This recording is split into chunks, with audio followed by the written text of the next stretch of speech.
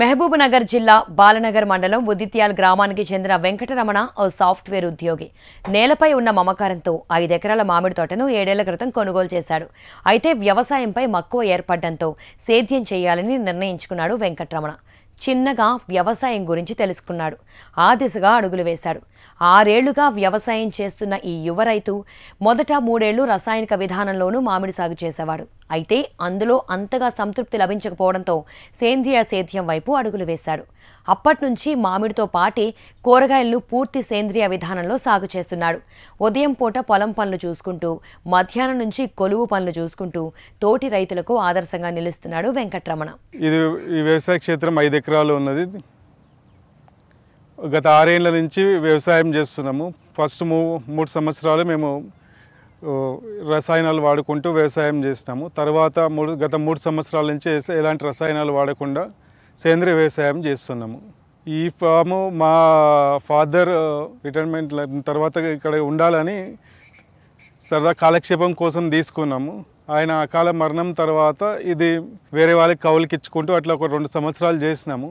తర్వాత చిన్నగా ఇది ఈ వ్యవసాయం గురించి తెలుసుకుందామని ఈ వ్యవసాయంలోకి అడుగుపెట్టడం జరిగింది. ఫస్ట్ చాలా ఇబ్బందులు, ఎందుకంటే వ్యవసాయం గురించి అనుభవం ఏం లేదు, వ్యవసాయం గురించి ఏం తెలియదు. ఫస్ట్ 2-3 సంవత్సరాలు చాలా ఇబ్బందులు పడ్డాము. కూలీల వల్ల, లేకపోతే ఏ టైంకి ఏమేమి పనులు చేయాలి, ఎలా చేయాలి తెలియకపోవడం వల్ల చాలా ఇబ్బందులు జరిగినాయి.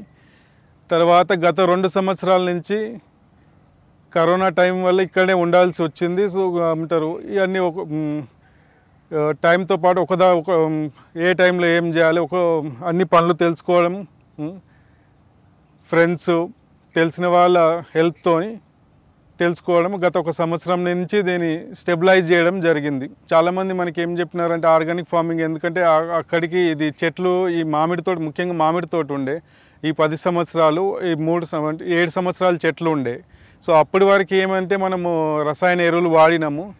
అందరూ మాకు తెలిసిన ఫ్రెండ్స్ ఏమన్నారంటే సడన్గా మార్చడం వల్ల పంట దిగుబడి తక్కువ అవుతుంది అదని చెప్పినారు. అయినా సరే అది మనం చేద్దాము అదని తీసుకున్నాము. ఫస్ట్ ఇయర్ మనము అంటే మళ్ళీ సేమ్ ఇన్ఎక్స్పీరియన్స్ వల్ల, మనకు అనుభవ రాహిత్యం వల్ల, తెలియకపోవడం వల్ల మనం దీన్ని అంటే భూమిని ఎట్లా సారవంతం చేసుకోవాలి, ఏమేం చేయాలి, ఎట్లా స్టార్ట్ చేయాలి తెలియకపోవడం వల్ల అంత కరెక్ట్ చేయలేకపోయినాము. ఆ తర్వాత ఏం చేస్తాం, దీని గురించి తెలుసుకోవాలని వివిధ రకాల శిక్షణ కార్యక్రమాలు, తెలిసిన వాళ్ళు ఈ ప్రకృతి వ్యవసాయం చేస్తున్న తెలిసిన ఫామ్లకి వెళ్ళి విజిట్ చేయడము, వాళ్ళ అనుభవాలు తెలుసుకోవడము. మనం ఎక్కువ సక్సెస్ అయిన వాళ్ళకంటే దీంట్లో ఫెయిల్యూర్ అయిన వాళ్ళని ఎక్కువ కలిసినాము. అంటే ఎందుకు ఫెయిల్యూర్ అయినా తెలుసుకోవాలని మనం ఫెయిల్యూర్ అయిన వాళ్ళని ఎక్కువగా కలిసినాము. ప్రారంభంలో సేంద్రియ సేద్యంపై పెద్దగా అవగాహన లేకపోవడంతో ఆటుపోట్లను ఎదుర్కొన్నాడు ఈ యువ రైతు. అనంతరం వివిధ శిక్షణ తరగతులకు హాజరై అవగాహన పెంచుకున్నాడు.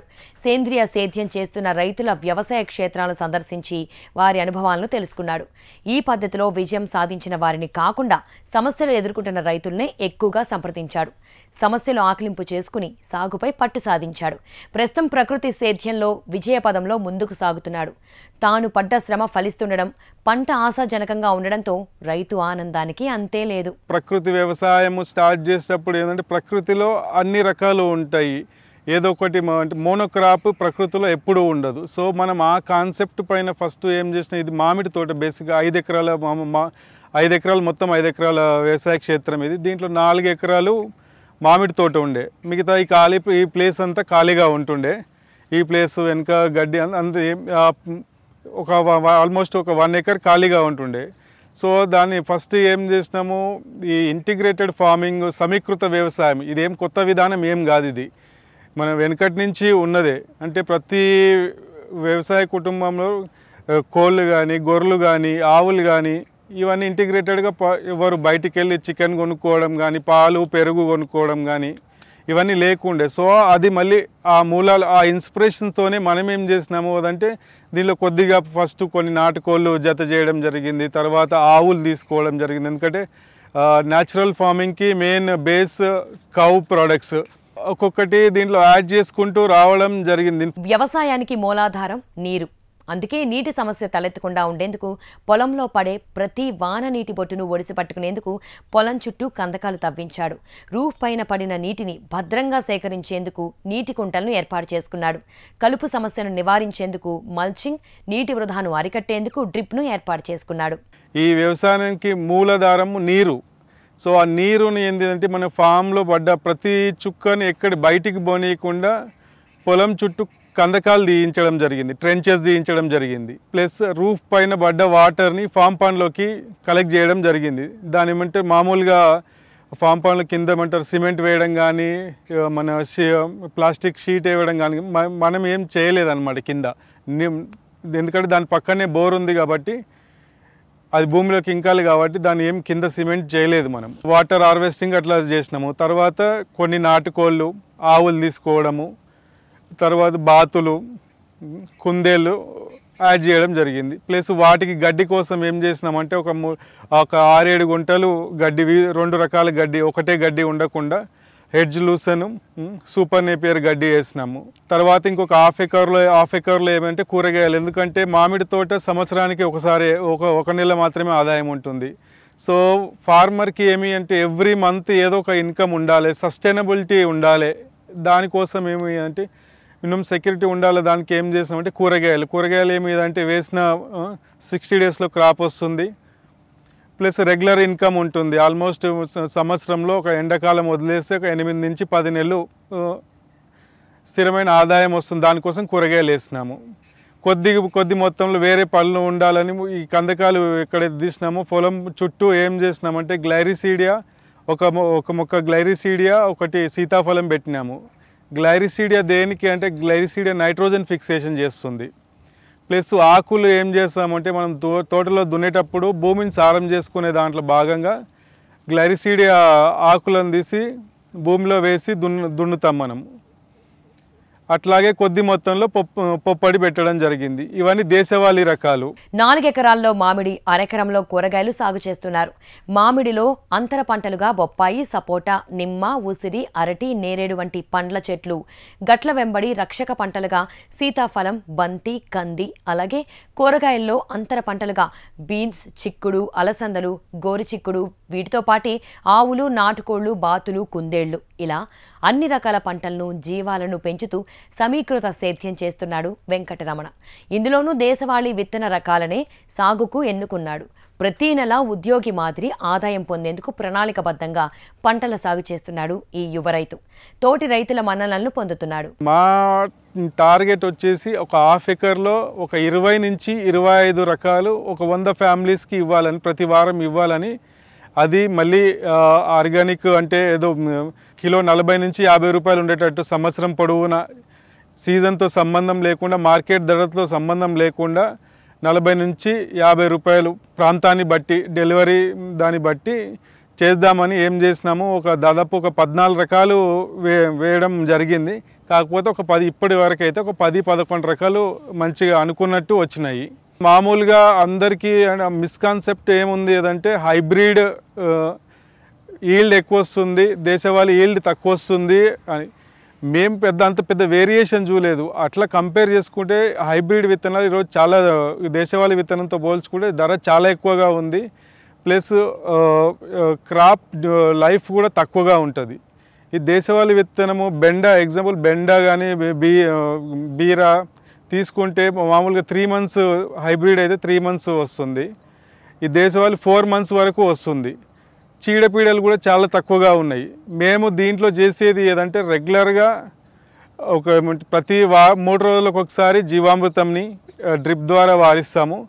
ప్లస్ స్ప్రేయింగ్ దాని మొక్క దశను బట్టి ఫిష్ అమైనో యాసిడ్ కానీ, జీవామృతం కానీ, పంచగవ్య కానీ, చోయాన్క్యూ పద్ధతిలో OHN కానీ, నీమాశ్రము, ప్లస్ వివిధ రకాల ఆయిల్స్, అన్ని రకాల ఒక దాదాపు 8-9 రకాల ఆయిల్స్ కలిసి స్ప్రే చేస్తాము. మొక్క దశను బట్టి స్ప్రే చేయడము, అదొక పుల్లటి మజ్జిగ, దాన్ని బట్టి చేస్తాము. ఇప్పటి వరకైతే మేము ఏమంత చీడపీడలు ఏం చూడలేదు. అరెకరం విస్తీర్ణంలో కూరగాయలు పండించేందుకు 30 బెడ్లను ఏర్పాటు చేసుకున్నాడు. సుమారు 20 నుంచి 25 రకాల కూరగాయలు 100 కుటుంబాలకు ఇవ్వాలనేది ఈ యువ రైతు లక్ష్యం. వారానికి 500 కిలోల కూరగాయలు వచ్చే ప్రణాళికలు చేసుకున్నాడు. మార్కెట్తో సంబంధం లేకుండా 365 రోజులు ఏ కూరగాయ పంటనైనా సరే కిలో 40 రూపాయలకు విక్రయించేందుకు కృషి చేస్తున్నాడు. కూరగాయలు హాఫ్ ఎకర్లో భాగంగా ఏం చేసినామంటే ఒక 30 బెడ్లు చేయడం జరిగింది. 1.2 metre bed width, row to row width 1.2 metres, అట్లా ఒక 30 బెడ్లు వచ్చినాయి. ఆ 30 బెడ్లను ఏం చేసినామంటే ఒక 100 ఫ్యామిలీస్కి ఎట్లా సప్లై చేస్తామని డివైడ్ చేసినాము. ప్లస్ డివైడ్ చేసి కూడా దాన్ని ఏమి ఏదంటే ఎక్కడ ఏ క్రాప్ రావాలి అంటే కొద్దిగా నీడ వచ్చే దగ్గర ఏమంటారు నీడను కోరుకునే చెట్లు, టమాటా కానీ టమాటా కొద్దిగా చల్లదనం ఉండాలి అట్లా క్రాప్ ఇవ్వడము. దాని పక్కన లెగ్యూమ్ ఫ్యామిలీకి సంబంధించినవి నైట్రోజన్ ఫిక్సేషన్ కోసం అది ఇవ్వడము, మధ్యలో కొద్దిగా బొబ్బర్లు అట్లా వేయడము. సో ఒక్కొక్క వరుస ఎన్ని కలుపు నివారణ కోసం మల్చింగ్ షీట్ వాడడం జరిగింది. యాక్చువల్లీ మల్చింగ్ షీట్ అనేది ఈ ఇంట్రెస్ట్ లేదు, కాకపోతే దీన్ని ఫస్ట్ కమర్షియల్గా దీన్ని వయబుల్ చేద్దాం ఈ ప్రాజెక్ట్ని అని చెప్పి మల్చింగ్ షీట్ వాడినాము. నెక్స్ట్ ఇయర్ ఈ మల్చింగ్ షీట్కి ఆల్టర్నేట్గా కలుపు రాకుండా ఇంకేదైనా చేద్దామని కొద్దిగా రీసెర్చ్ చేస్తున్నాము. ఎట్లా ఏం చేయొచ్చు ఈజీ వేలా తక్కువ కాస్ట్లో ఏం చేస్తాం నెక్స్ట్ ఇయర్ చేస్తామని అనుకుంటున్నాము. సో ఈ ఒక్కొక్క రోలో ఒక్కొక్క కూరగాయ వేసినాము. చేసి మొత్తం ఎన్ని మొక్కలు వస్తాయి ఒక బెడ్ పైన 1.2 మీటర్ విడ్త్, బెడ్ పైన 30 మీటర్స్ పొడవు, 1.2 మీటర్స్ వెడల్పు అనమాట. ఎన్ని మొక్కలు వస్తాయి బెండ, బీర, దోస, ఒక 10 రకాలు ఎన్ని మొక్కలు వస్తాయి దానికి క్యాలిక్యులేట్ చేసి మొక్క కాలాన్ని బట్టి తక్కువ వయసు ఉన్నవి దగ్గరికి పెట్టినాము, తక్కువ పంట కాలం ఉన్నవి దగ్గరికి పెట్టినాము. ఎక్కువ పంటకాలం ఇచ్చేవి మిరప కానీ, వంకాయ కానీ, టమాటా కానీ సంవత్సరంలో ఒకటేసారి వేస్తాం. 6 నుంచి మినిమం 8 నెలలు పంట వస్తుంది. సో దాన్ని ఏం చేసినామంటే దూరం వేసినాం అనమాట. మినిమం ఒక 2 ఫీట్ పెట్టి దూరం వేసినాము. పెట్టి అట్లే టమాటా కింద పడకుండా ఏమిదంటే స్టేకింగ్ మెథడ్ చేసినాం అనమాట. స్టేకింగ్ మెథడ్ చేయడం వల్ల ఏమంటే కాయ డ్యామేజ్ కాదు, ప్లస్ చెట్టు ఏమంటారు కింద ఏం జరుగుతున్నది అని మాకు తెలుస్తుంది. ప్లస్ ఇంకొకటి ఏం చేస్తామంటే టమాటా డ్యూరేషన్ ఎక్కువ కాబట్టి ఒక 8 నెలలు పెడుతున్నాం కాబట్టి కింద కొమ్మలు కట్ చేయడం కానీ కొద్ది మెయింటెనెన్స్ ఈజీ అవుతుంది స్టేకింగ్ చేయడం వల్ల. సో అట్లా చేయడం జరిగి ప్రతి ఒక్క బెడ్ క్యాలిక్యులేట్ చేసుకొని వారంకి ఒక 500 కిలోలు వచ్చేటట్టు ప్లాన్ చేసుకొని దాన్ని ఒక 40 రూపాయలకి ఖచ్చితమైన రేట్తోని మార్కెట్తో సంబంధం లేకుండా దాన్ని ఎప్పుడు ఒకటే రేటు ఉంటుకుంటూ అంటే వినియోగదారుకి ఆర్గానిక్ కూరగాయలు తక్కువ ధరలో అందించడం లక్ష్యం కోసం దీన్ని చేసినాము. ఫామ్లో ప్రధాన పంట వచ్చేసి మామిడి ఉండి దాని తర్వాత కొద్ది మొత్తంలో కూరగాయలు వేసిన మళ్ళీ మిగతా ఎక్కడైనా ప్లేస్ అంటే ఒక ఫారెస్ట్ మోడల్ క్రియేట్ చేయాలని ఏం చేసినామంటే దీంట్లో కొద్ది మొత్తంలో ఏం చేసినామంటే పొప్పడి వేసినాము. బార్డర్లో సీతాఫలం ఇక్కడ బాల్నగర్ వెరైటీ అని చాలా ప్రాచుర్యం పొందిన వెరైటీ. సో ఇక్కడ మనకు దొరికింది, నర్సరీ ద్వారా దొరికింది. దాన్ని ఏం చేసినామంటే ఒక 300 మొక్కలు తెచ్చి చుట్టూ బార్డర్లో పెట్టినామన్నమాట. ఇప్పటికి 3 సంవత్సరాలు అవుతుంది. ఈ సంవత్సరం క్రాప్ రావచ్చు అని అనుకుంటున్నాము. దాంతోపాటు కొన్ని ఉసిరి, కొన్ని అరటి, సీతాఫలము, నేరేడు ఇట్లా అన్ని ఒక్కొక్క సీజన్కి అట్లీస్ట్ కొద్ది మొత్తంలో వచ్చేటట్టు ప్లాన్ చేసి ఇట్లా అన్ని మొక్కలు పెట్టినామన్నమాట. పంటల సాగులోనూ వైవిధ్యాన్ని చూపుతున్నాడు ఈ యువ రైతు. కాలానుగుణంగా వాతావరణ మార్పులను అంచనా వేస్తూ పంటలు పండిస్తున్నాడు. విత్తనాన్ని నాటే ముందు ఆవు మూత్రంతో విత్తన శుద్ధి చేస్తున్నాడు. ఘన జీవామృతాన్ని నేలకు అందిస్తున్నాడు. ఆ తర్వాత ప్రతి 3 రోజులకు ఒకసారి ద్రవ జీవామృతం, మొక్క దశను బట్టి ఫిష్ ఎమినో యాసిడ్, పంచగవ్య, వివిధ రకాల నూనెలు, పుల్లటి మజ్జిగ అందిస్తున్నాడు. దీంతో సాగులో పెద్దగా చీడపీడల సమస్యలు కనబడడం లేదంటున్నాడు వెంకటరమణ. పొలంలో దాదాపు 8 నుంచి 9 రకాల ఆయిల్స్ యూజ్ చేస్తాం. దీంట్లో ఏంటంటే పంట దాని అవసరాన్ని బట్టి, సందర్భాన్ని బట్టి మినిమం ఒక 2 లేదా 3 ఆయిల్స్ లేదా మ్యాక్సిమం 9 రకాల ఆయిల్స్ కలిపి స్ప్రే చేస్తాం. మ్యాక్సిమం ఆయిల్స్ని స్ప్రే చేస్తాము. దీంట్లో ఏమంటే ఒక్కొక్క ఆయిల్కి ఒక్కొక్క స్పెషాలిటీ ఉంది. ఇది ఇప్ప నూనె. ఇది దీంట్లో స్పెషాలిటీ ఏంటంటే మెయిన్ చెట్టుకు వేడిని కలుగజేస్తుంది. ఇది చలికాలంలో గ్రోత్ తక్కువ ఉంటుంది, వేడిని కలుగజేస్తుంది ఇది. నెక్స్ట్ వచ్చేసి కొబ్బరి నూనెలో బోరాన్ ఉంటుంది. కొబ్బరి నూనెలో బోరాన్ ఎక్కువ ఉంటుంది. మీకు కాయ పగుళ్ళు కానీ రాకుండా చేస్తుంది అన్నమాట. తర్వాత కానుగ ఏదైనా డిసీజెస్ రాకుండా చేస్తుంది. కానుగ వేప నూనె. ఈ రెండు రిపలెంట్గా పనిచేస్తాయి, డిసీజెస్ రాకుండా చేస్తుంది. ప్లస్ నైట్రోజన్ ఉంటుంది, వేపలో నైట్రోజన్ ఉంటుంది. మీకు ఆకుపైన ఏమైనా మచ్చలు రావడం కానీ, గుడ్లు ఉంటే ఏమైనా పురుగు గుడ్లు అవశేషాలు లేకుండా గుడ్లు పాడవుతుంది, పురుగు ఉధృతిని తగ్గిస్తుంది అనమాట. పల్లిలో మీకు ఎన్పికే ఎక్కువ ఉంటుంది అనమాట. పల్లి నూనెలో ఎన్పికే ఎక్కువ ఉంటుంది. ఆకుకూరల పైన ఎక్కువగా స్ప్రే చేస్తాము. ఇది ఆయా సందర్భాన్ని బట్టి స్ప్రే చేయాలి ప్రతిసారి, ఎందుకంటే నైట్రోజన్ ఎక్కువైతే వెజిటేటివ్ గ్రోత్ ఎక్కువ అవుతుంది. సో దాని అవసరాన్ని బట్టి చూసుకొని స్ప్రే చేయాలి. ఇది పత్తి, దీంట్లో మ్యాంగనీస్ ఎక్కువ ఉంటుంది. ఆముదం నూనె, ఇట్లా అన్ని రకాలు కలిపి మినిమం ఎప్పుడు ఒకే రకమైన ఆయిల్ని స్ప్రే చేయొద్దు. ఒక్కొక్క అవసరాన్ని బట్టి మినిమం ఒక 2 లేదా 3 ఆయిల్స్ కలుపుకొని, లేదు అంటే 9 ఆయిల్స్ కొద్ది మొత్తంలో కలుపుకోవాలి. ఎక్కువ సార్లు ఇవ్వద్దు, 15 రోజులకు ఒకసారి ఇచ్చినా సరిపోతుంది. మెయిన్ కూరగాయలలో రెగ్యులర్గా ఆకుకూరల్లో రెగ్యులర్గా స్ప్రే చేస్తాం. చేయడం వల్ల ఏమవుతుందంటే ఆకుపైన ఎలాంటి మచ్చలు కానీ, ఆకు తినడం కానీ, ఆకుపైన రంధ్రాలు లేకుండా చాలా నిగనిగలాడుతూ ఉంటాయి. దీన్ని వాడాలంటే ఏం చేయాలంటే, ఇది నీటిలో కరగదు కాబట్టి కుంకుడికాయ రసము లేకపోతే గుడ్డు పగలగొట్టి దాంట్లో బాగా కలిపి వాడుకోవాలి. నీళ్ళలో కరగదు కాబట్టి అదొకటి దాన్ని బాగా కలిపి వాడుకోవాలి. ఇక పంటల సాగులో వినియోగించే పశువుల ఎరువు కోసం ప్రత్యేకంగా 4 ఆవులను పెంచుతున్నాడు. వీటికి పోషకాలతో కూడిన గ్రాసాన్ని అందిస్తున్నాడు. ఎప్పుడూ ఒకే రకమైన గ్రాసం, దాణా ఇవ్వకుండా అధిక పోషకాలు అందించే గ్రాసాలను తానే స్వయంగా పెంచుతున్నారు. సూపర్ నేపియర్, హెడ్జ్ లూసర్న్ గ్రాసాలతో పాటు అజోల్లాను పశువులకు అందిస్తున్నాడు. ఇటువంటి మేత వల్ల పశువులు ఎంతో ఆరోగ్యంగా ఉన్నాయంటున్నారు. ఈ పొలంలో ఒక 4 ఆవులు ఉన్నాయి. వాటి కోసం ఎప్పుడు ఒకే రకమైన దానా, ఒకే రకమైన గడ్డి ఉండకుండా ఏం చేసినామంటే, ఒక 2 రకాల గడ్డి, ఒకటి సూపర్ నేపియర్, ఒకటి హెడ్జ్ లూసర్న్. సూపర్ నేపియర్ ఎందుకంటే మనకి చెరుకు ఎట్లా ఉంటుందో పశువులకి అది చెరుకులాగా ఉంటుంది, చాలా ఇష్టపడతాయి. హెడ్జ్ లూసర్న్లో ప్రోటీన్ పర్సెంటేజ్ ఎక్కువ ఉంటుంది. పశువుల పాలలో వెన్న శాతం కానీ పశువులు మంచిగా అవుతాయి.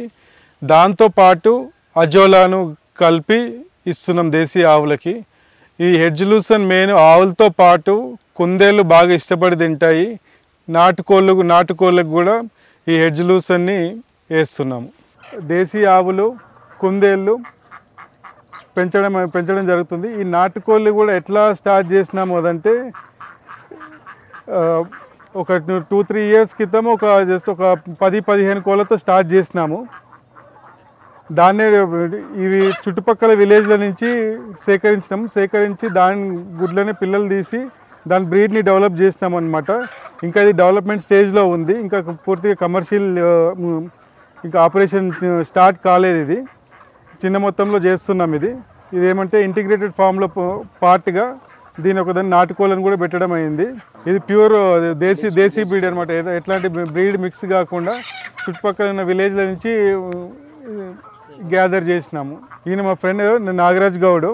దీని స్టార్ట్ కావడానికి మెయిన్ రీజన్ ఈయనే అనమాట. ఫస్ట్ ఈయననే ఇచ్చిండు కోళ్ళు, ఒక 20-25 కోళ్ళు ఇచ్చిండు. అక్కడి నుంచే ఈరోజు ఒక దాదాపు 150 దాకా అయింది.